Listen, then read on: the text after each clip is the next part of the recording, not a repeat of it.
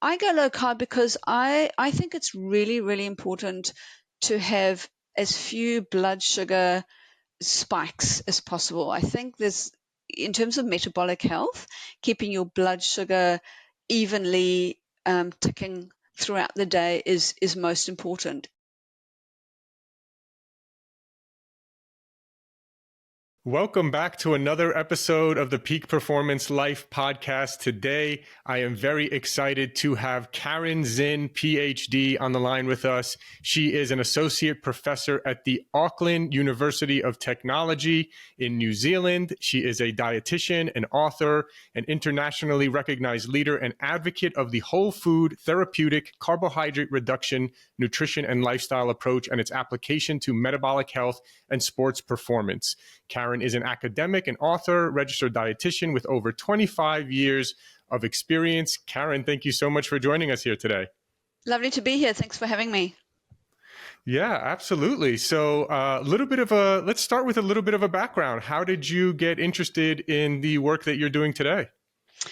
Right. Well, I guess I graduated as a dietitian at the end of 1995 and then moved over to New Zealand, and I worked for the first 4 years as a public health dietitian in a kind of rural community. That really opened my eyes to a lot of the ill health and diabetes and things that were around. And then I had the opportunity of becoming an academic, and I did my master's and my PhD, and all while I was doing that, I was a practitioner as well, so as a dietitian, and really loyal to what I was taught as a dietitian. And looking back now, it's a little bit, it's not embarrassing, but it's kind of embarrassing that I never really questioned what I was told. I guess in those days, the students today are a lot more curious than we were. We were told about the guidelines and we just kind of accepted the guidelines. We didn't feel, there was no cause to challenge them. And it was about probably coming up 10 years ago where there were some things going on at AUT. One of the main things was we had a PhD student that we were supervising, and her work was in the area of hyperinsulinemia or insulin resistance, and she was one of the first individuals who connected with a chap called a late pathologist called Dr. Joseph Kraft. I'm not sure if you've heard of him, or you've probably talked about the Kraft patterns or things on your podcast, but essentially what he did was he did, we do glucose tolerance tests. That's kind of the standard. Well, he did, alongside glucose tolerance tests, he did insulin tolerance tests. So he looked at what insulin was doing after, postprandially, after you'd eaten for 5 hours. And our PhD student, Caryn Croft, she connected with this guy, and he gave her like 14,000 data points to do a PhD on. And that was a real eye opener for us, because what she basically found was that in about 2/3 of these individuals that had normal glucose tolerance, so supposedly healthy, they actually had raised insulin levels and sustained after eating. And that is really pathology that starts like 10 years before diabetes developed. And that was really interesting.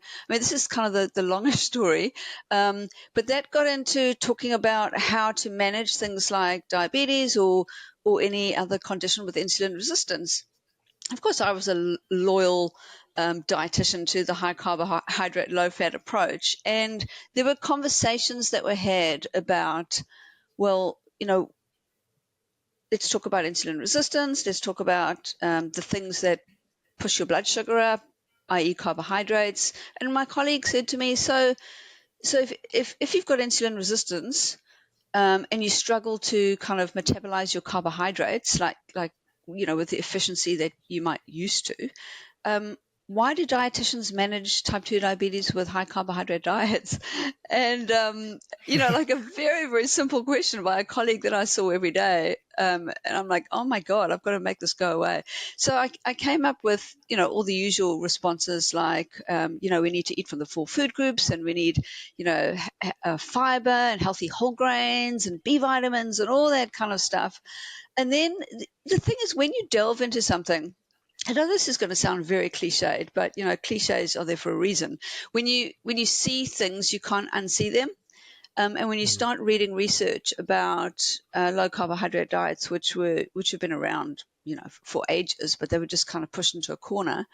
And you look at some of the outcomes, and you look at the first principles physiology, you think, oh my God, we're doing ourselves a disservice. And actually, as a dietitian, I should know that you can get B vitamins and other nutrients from other foods. You don't need to rely on carbohydrates. And so that kind of was the starting point. And then the whole world kind of opened up with, academics, practitioners changing their minds and their views. And then we basically changed our whole research direction to look at this. And that was the start of a very, I'll have to say, very contentious career path. And, we can talk about that if you want. There was a lot of angst in the beginning. But, 10 years on, we're kind of mainstream. And there's tons of evidence. So it feels good now. Back then, it didn't feel that good. Got a lot of stick from the dietitian's board and, gosh, all sorts of things. So, but yeah, we've got there. But there are lots of nuances about how to apply low carbohydrate diets, and we can talk about that if you want. Absolutely. Yeah, I would love to talk about that. Real quick, just for fun though, what are some of the old things that were taught when you first were learning about nutrition that you look back now and you're like, that was just awful advice that we were taught?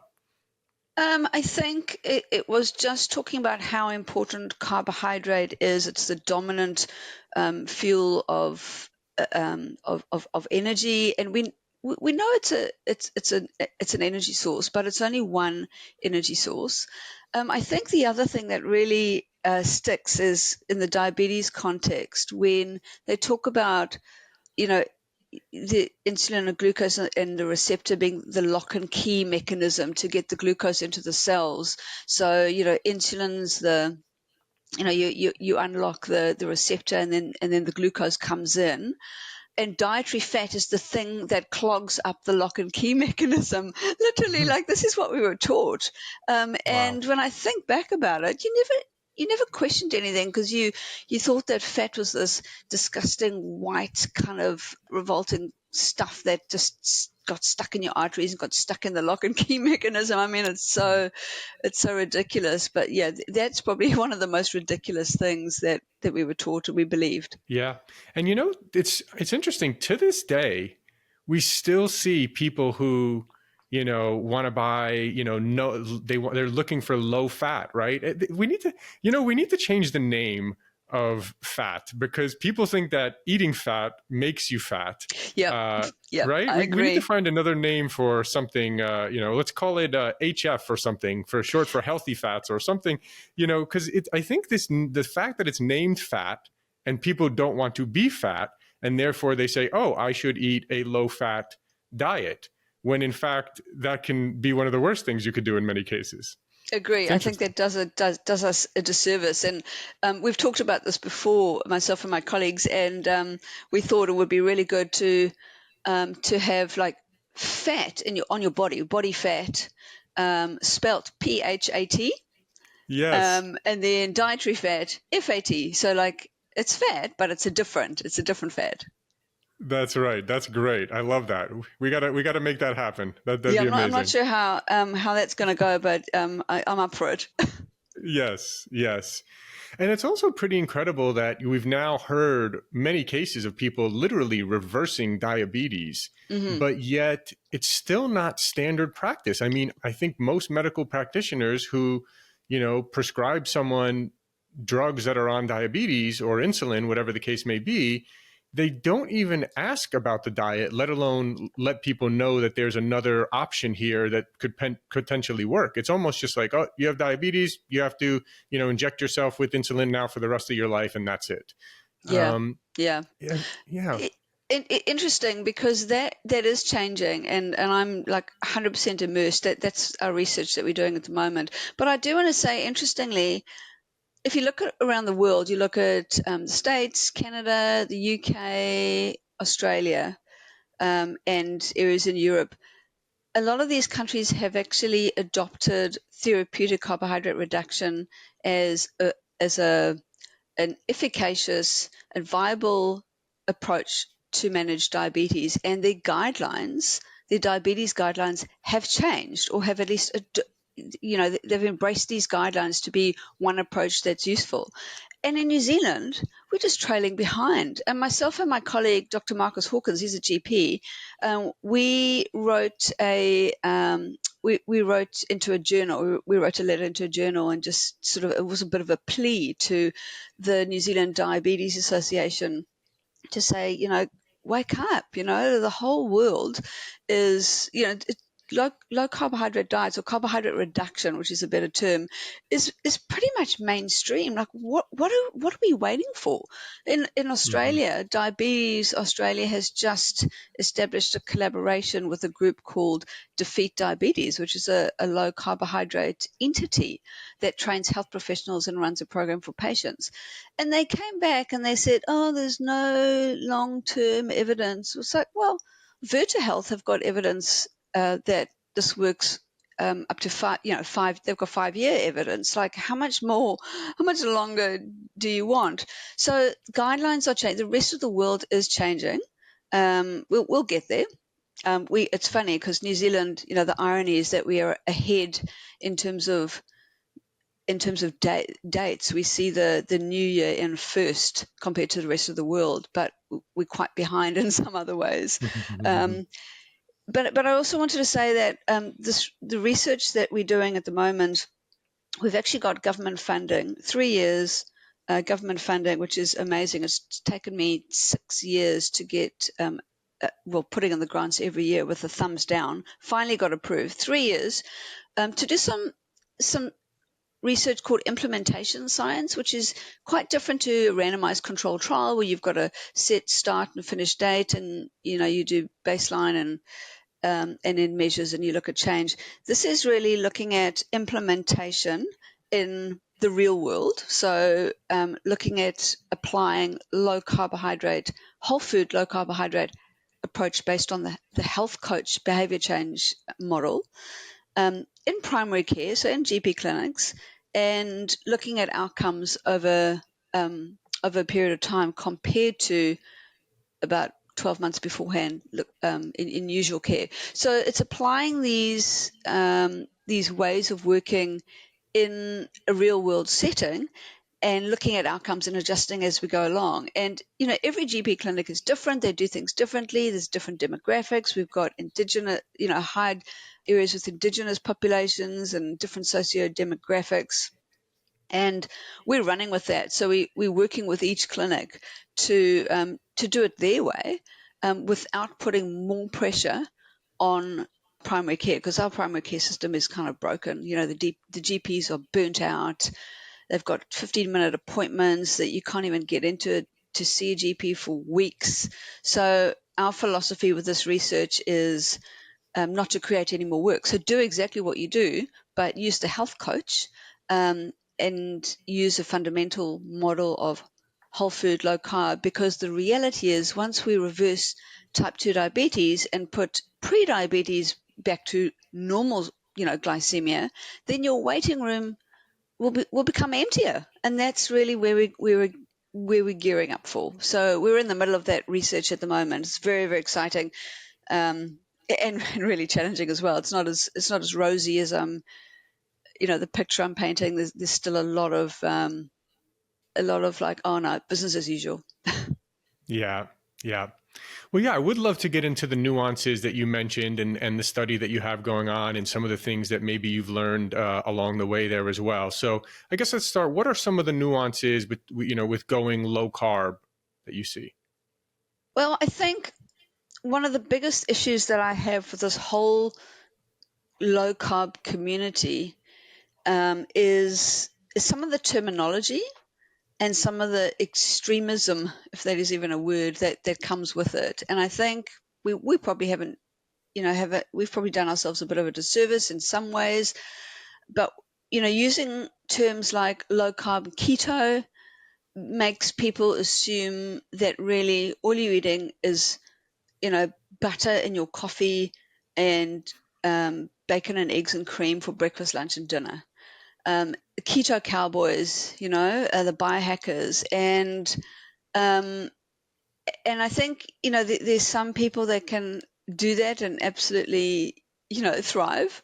But that's not what we're talking about. We're talking about eating whole food, eating real food. We're talking about lots of vegetables.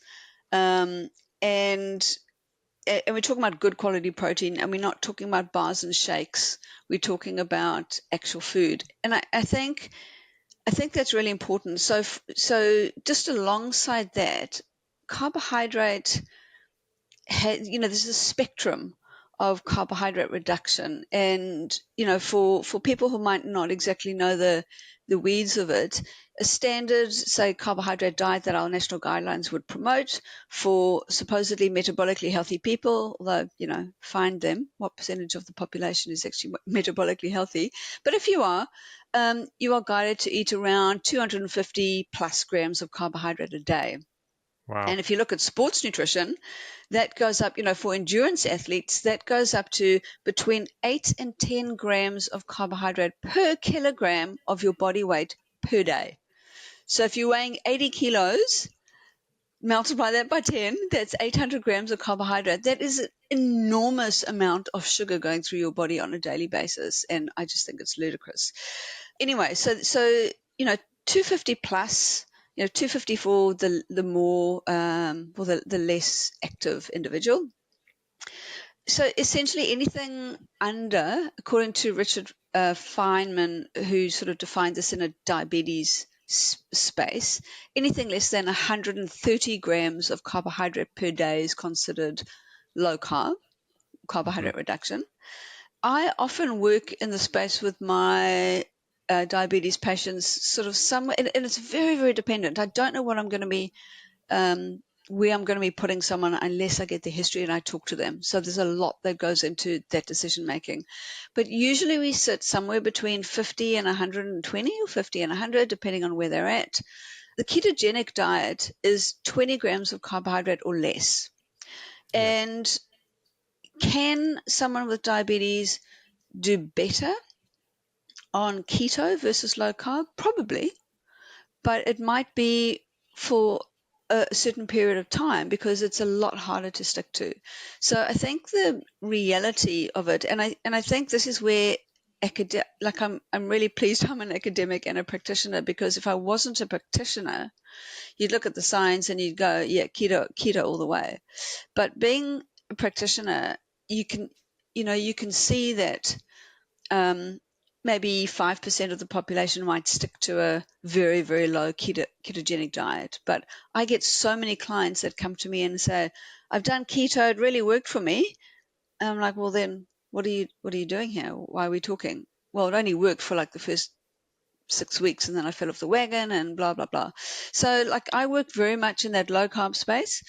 I certainly move into a keto space for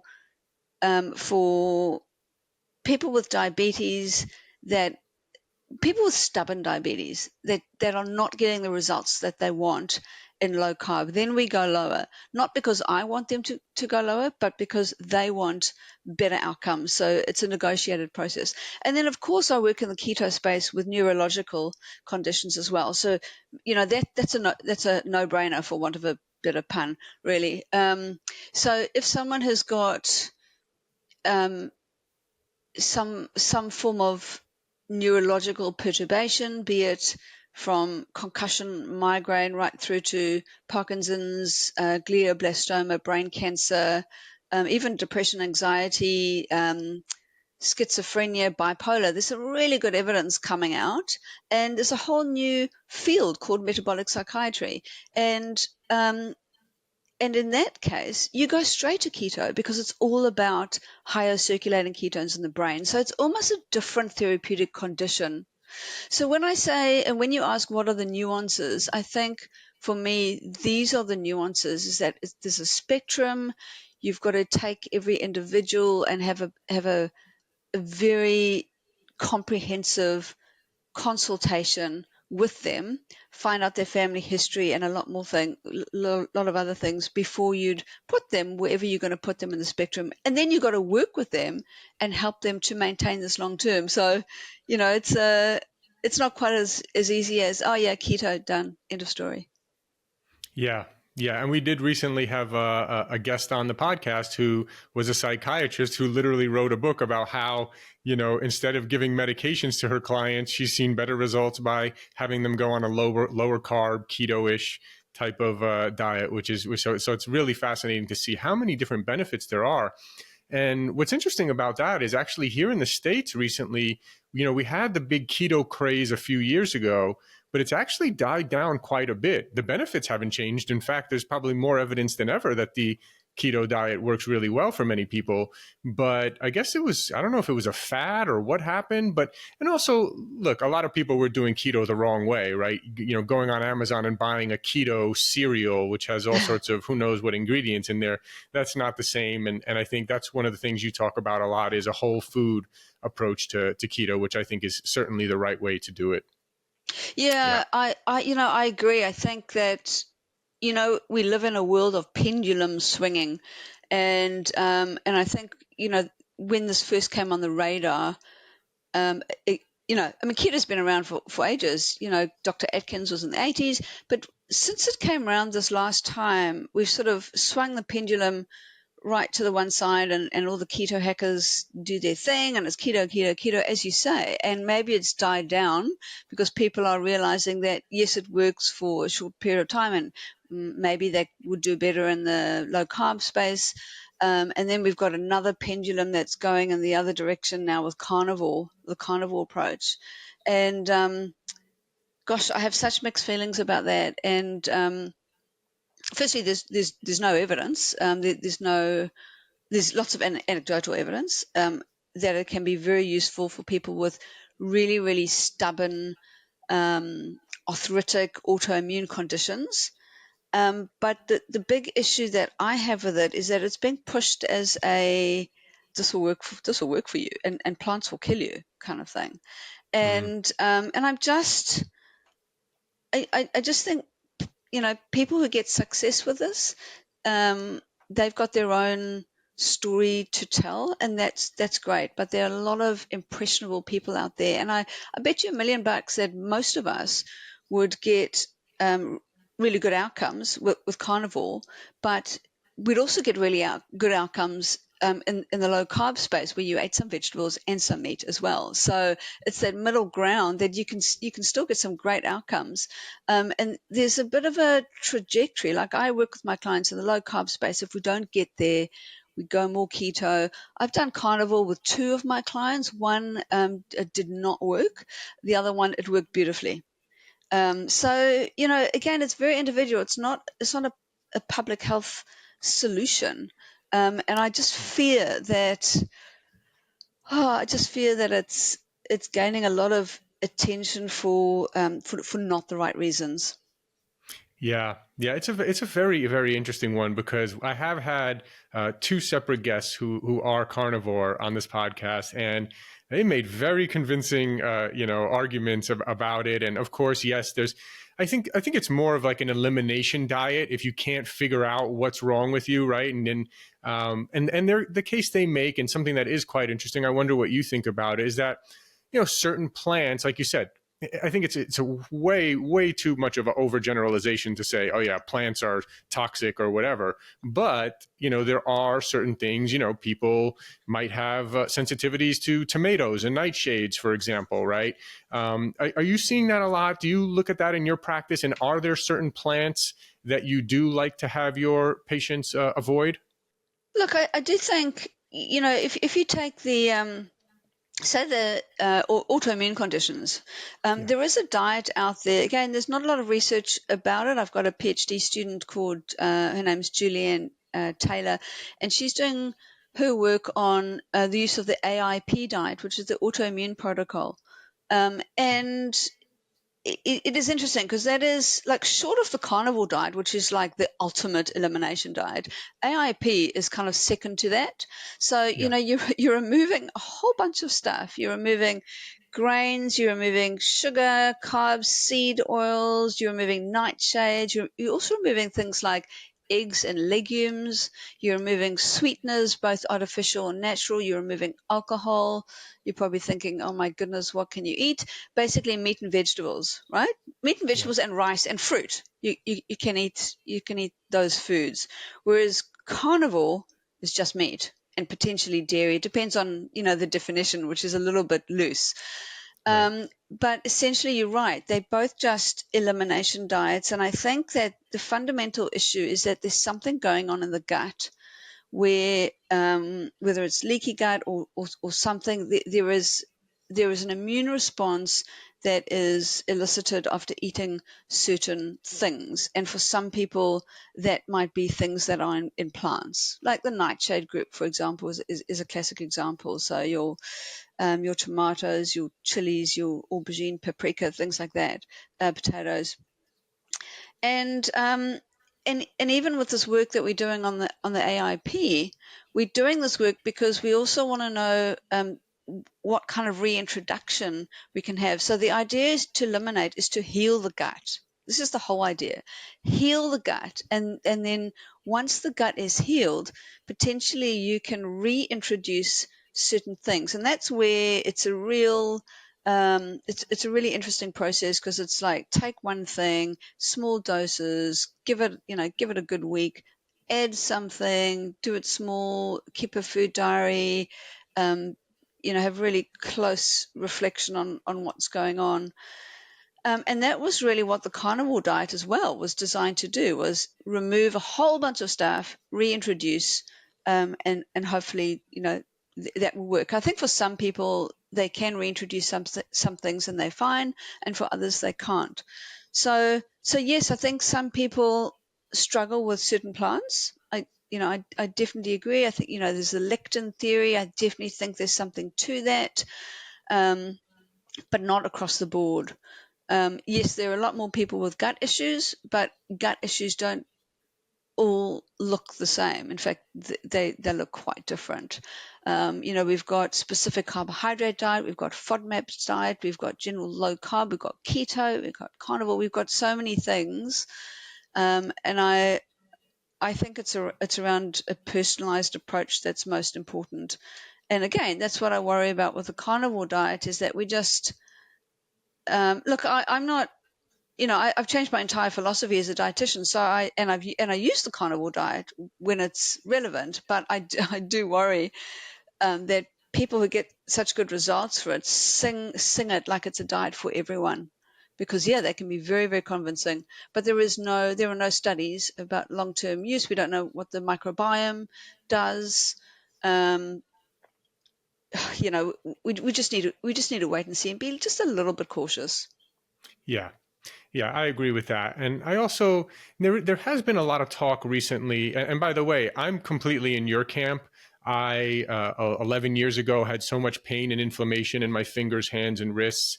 So I went on a paleo style, low inflammation, and I eat pretty much either, fish, chicken, or beef with vegetables.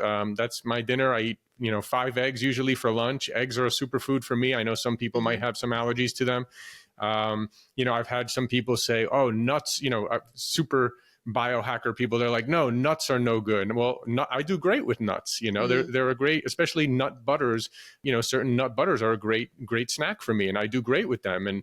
So I'm completely on your camp. I've heard a lot recently people talking about both carnivore and keto. So let's focus on more on the keto one, that it's not good to do it long term.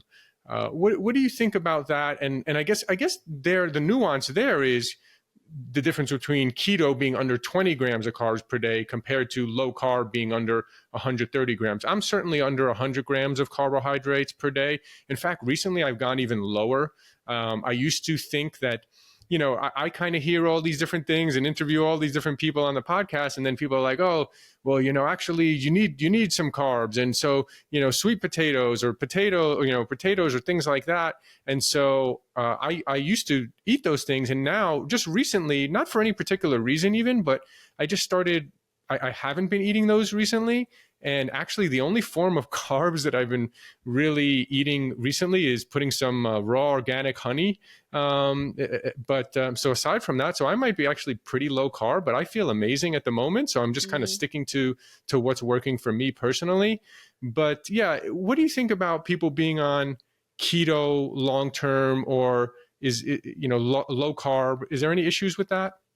Look, I can't think about what it is about keto and long term that doesn't fit. Like, why shouldn't you be on it long term? I can't quite come up with a physiological rationale or response. I think being, let's just talk about it, like recreational athletes and elite athletes.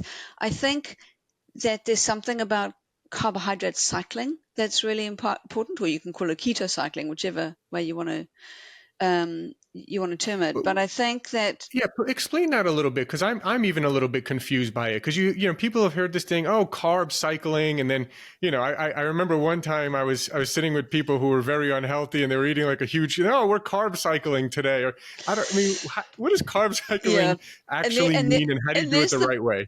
And there's the pendulum swing again. We talk about Yeah. carb cycling, but it doesn't mean actually shoveling as much, pasta in your face on a day that you feel like it. So, I mean, athletes generally, if they are eating in a carb-centric way, they're eating tons of carbohydrate, as we've talked about, 8 to 10 grams per kilogram body weight for endurance athletes. They are metabolically inflexible in that for their body to burn fat is pretty tough. Like, that, if anyone has gone for a long bike ride, like a 3-4 hour bike ride, and they don't take carbohydrate with them and replace it on the hour every hour, they will bonk. It's called bonking in cycling. So it means they don't have enough carbohydrate and they've got to switch to fat, and their body's not used to using fat as a predominant fuel, and they literally can't carry on.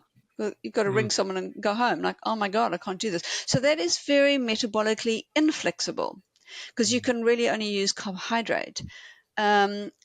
What we don't want is the other direction. So if you keto only, you are potentially metabolically inflexible in the other direction. So you're using fat all the time, but when you've got to get into those glycolytic states, like like a CrossFitter would, or even with an endurance athlete that's racing, there are times where you do need to increase your peak power.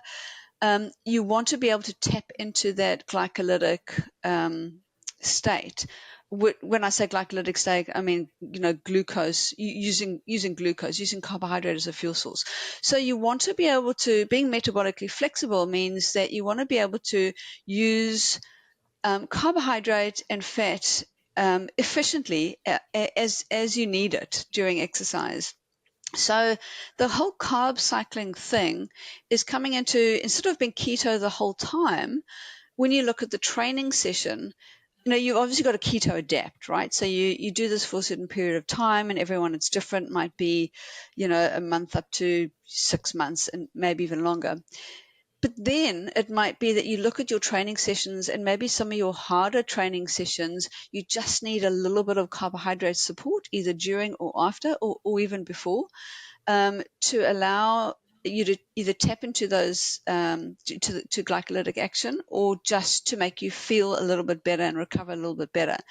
And it might be less about glycogen stores, because there is evidence that glycogen stores are still, they can still fill up irrespective of you not having any carbohydrate. I know that sounds really weird, but Jeff Volek did a study several years ago called the FASTER study, and tested the muscle glycogen stores. He did muscle biopsies and looked at keto adapted athletes that were adapted for 9 months versus high carb athletes, and he did muscle biopsies before exercise and then after like a 3-hour grueling exercise session, and then the high carb group had like a high carb smoothie for recovery, and the low carb or the high fat group had a high fat smoothie, and then they looked at 2 hours later and did muscle biopsies. And what they found was really interesting. They found that the muscle glycogen stores across those 3 time periods were quite similar between the two groups. So they're saying, well, actually, maybe once you've adapted, your carbohydrate stores are kind of being regenerated by other substrates. So by your lactate and fatty acids and amino acids and other things. So so you've still got the carbohydrate to draw on there.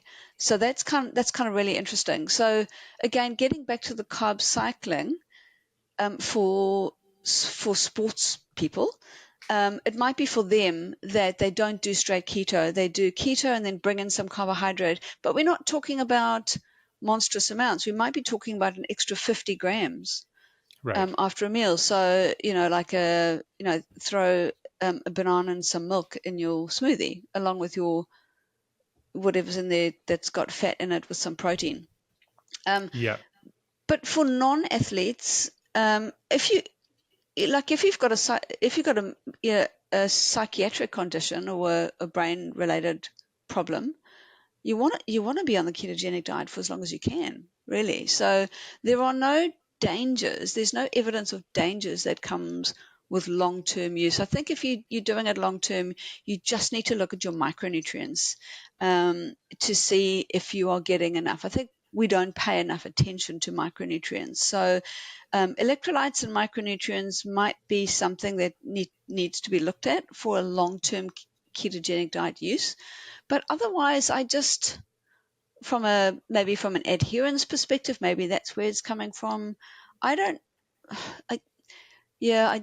know why we shouldn't necessarily. I don't think we necessarily should be in keto forever, but I don't know why we shouldn't be for those who want to be. Does that make sense? Makes a lot of sense. Makes a lot of sense. And I can relate as well personally. You know, I do have some pretty hard training days that I do, especially like, for example, a leg day. And then I will find that on that day, I will crave some more carbohydrates, and maybe I'll just have like a smoothie with some, organic frozen blueberries and strawberries. And that'll be an extra, who knows, 30, 40 grams of carbs right there, just between that. Right. So it's exactly. healthy carbs like that are the ones. Is there ever a case where high carb is good for someone, in your opinion? Is there could you ever make the case high carb is great? Yeah, that's a really good question. I do think that the whole low carb movement is tailored towards people with insulin resistance in the first instance, right?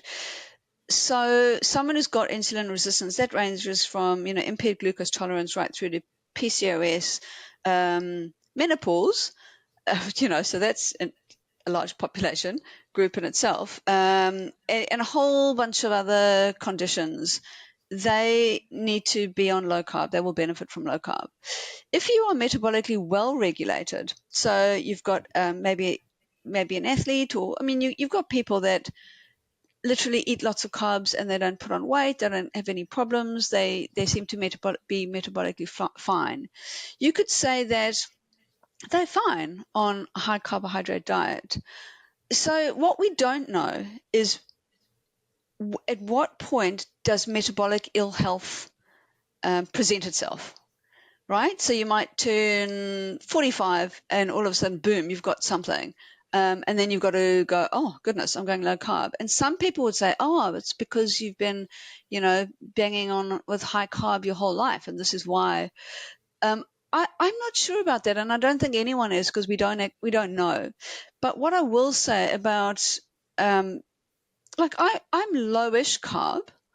I've literally just come off a 3-day fast, so I'm like zero carb at the moment, but I've just reintroduced eating. So I'm sort of going from 3-day fast to kind of keto and then bringing it back to low carb. I go low carb because I think it's really, really important to have as few blood sugar spikes as possible. I think in terms of metabolic health, keeping your blood sugar evenly ticking throughout the day is most important. And I don't believe you can do that with a high carbohydrate diet. So there are some people that can get away with a high carbohydrate diet, and most of the athletes who most of the athletes don't go on low carb or keto, and the ones that stay on high carb, they tolerate it while they're doing it, but we don't know what happens after that, or when they retire, or when they get a health condition. So bottom line, I just don't think high carb is great for anyone. I think people can be okay on it, but I wouldn't recommend it. And of course, there's quantity, but quality is also really, really important. So if you are a high carb athlete or high carb individual, make sure the quality is good. So, more things like fruit and, um, milk and like starchy vegetables, rather than the biggest problem we have in this world, which is processed packaged foods. Yeah.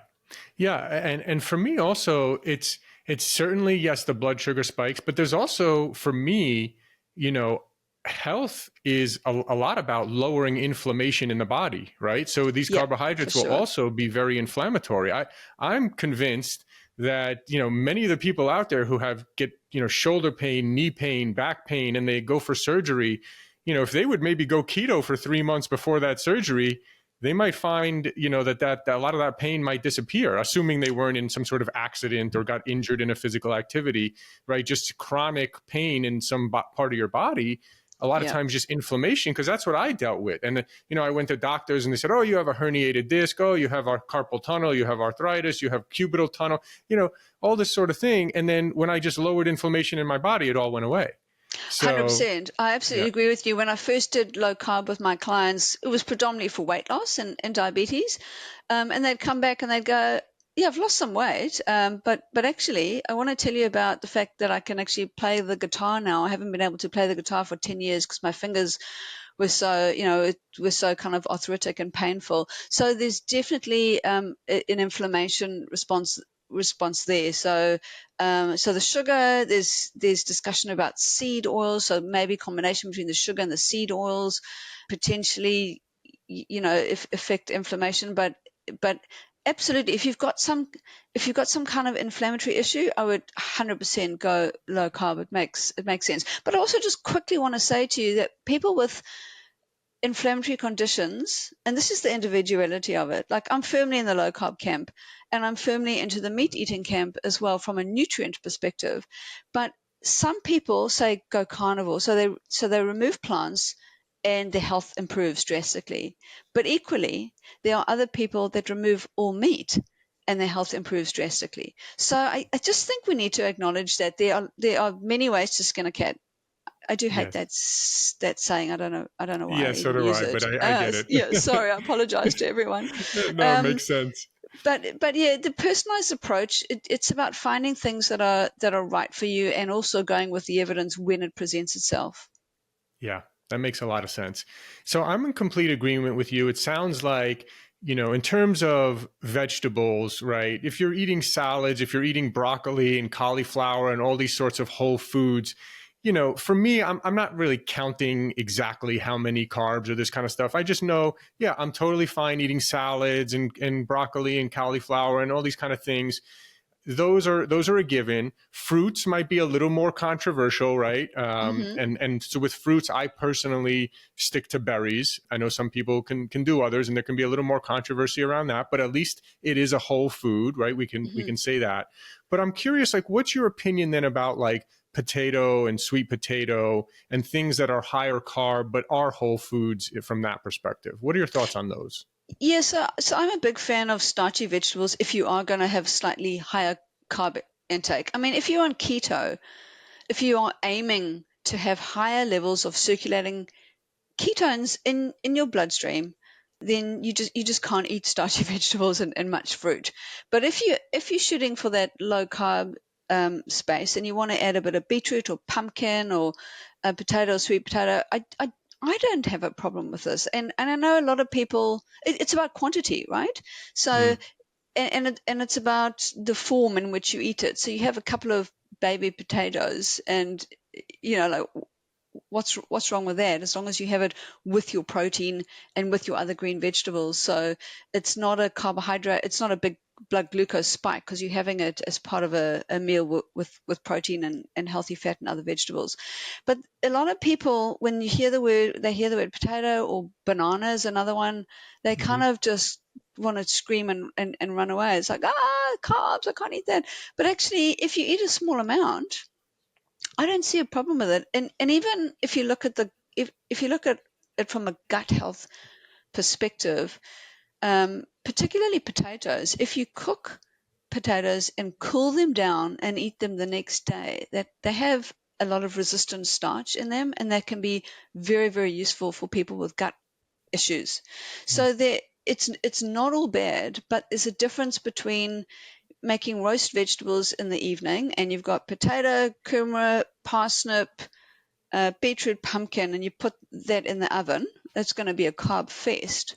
Or you put in capsicum, courgettes, chunks of cauliflower, a bit of pumpkin, and a bit of sweet potato. And then what you dish up on your plate is a little bit of starchy vegetables alongside non-starchy vegetables. So I know that sounds a little bit middle groundish, but actually that's where I'm at with starchy vegetables for people who are on low carbohydrate diets, not keto diets. So I eat a reasonable amount of starchy vegetables. That's where I like to get my carbohydrate from, rather than bread or pasta or rice or muesli bars or crackers and things. I like my starchy vegetables because, again, whole food, lots of micronutrients, lots of fiber. Makes a lot of sense. Dr. Zinn, this has been a great conversation. We could talk for hours. Where can people learn more from you, follow you? Are you doing telemedicine these days? Are you working with clients internationally as well? Yeah, I do. Interestingly enough, I had lots of international clients before COVID was even a thing. So I was Zooming people from different countries before people knew what Zoom was. It's quite funny. But yeah, I do online consults. I don't do Instagram. I don't have an Instagram page. I haven't. It's just too much, right? My dog has an Instagram page, but I don't. I haven't really done. I'm on Facebook, Caryn Zinn, dietitian. I haven't done a post for a while, but actually I did a post this week. I'll just quickly tell you about it.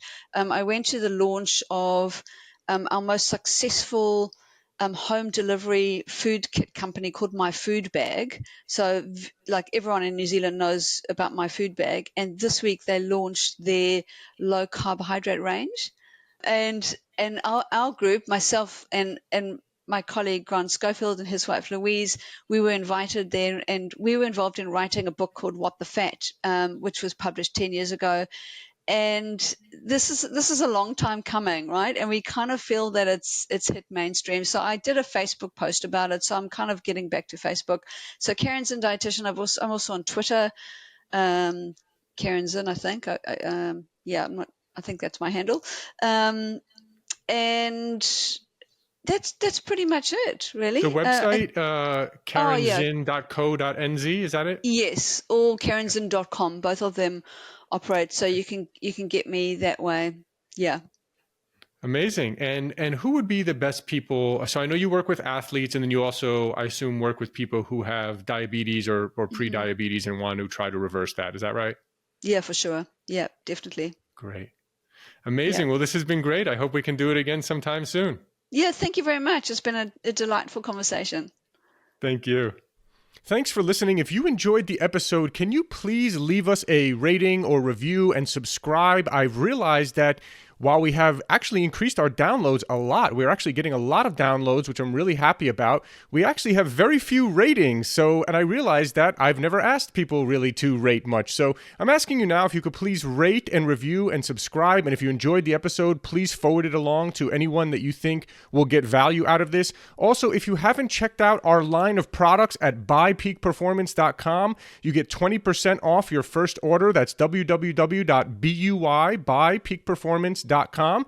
We have some incredible products, including our organic high-altitude coffee. If you don't know this, coffee is one of the most heavily sprayed with pesticides out of any crop. So it's really important that you drink organic coffee. We've gone above and beyond to source what we believe is the highest quality and healthiest organic coffee in the world. We're also famous for our organic green superfood powder. You can get 20% off of that as well at buypeakperformance.com. We also have an organic vegan and paleo plant protein. See, most of the vegan proteins out there are using brown rice protein, which is really not a good source of protein, and it's also a grain. And if you're paleo, you know that grains tend to cause inflammation in some cases for some people. And so we wanted to make one that was paleo friendly and vegan and organic. We made an amazing amino acid profile, so it's really one of the best plant proteins for muscle building. So you can check out Peak Performance Organic Plant Protein. You can find that on our website. Of course, all our products are on Amazon as well. So thanks again. And again, please, if you enjoyed the episode, please forward it along